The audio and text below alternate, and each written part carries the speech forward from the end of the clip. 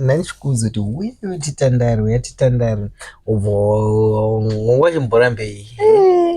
Ndaingoti ndangofunga nemakurire akaita yayo ndingoti ndaitongozeza kutongouya kuno senge pawati uya tisangane kumba ndatongoti nemakurire akaita ayo.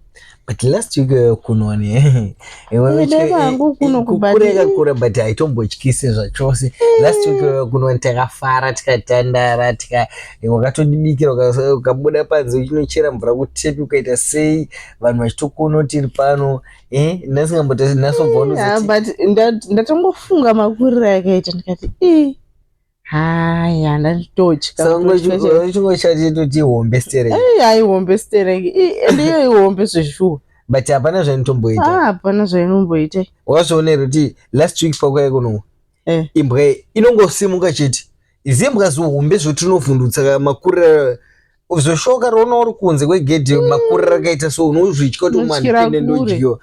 Imbwa ikasunza musoro inongozudza nzeve yobva yarara zvayo. Nhasi pawaiona papinda munomo yaita sei? Yangosimudza musoro paitongozunza nzeve dzayo paitongorara futi. Ndozvainoita senge paitongoona ndatoti yakutosimuka yakuya kwandiri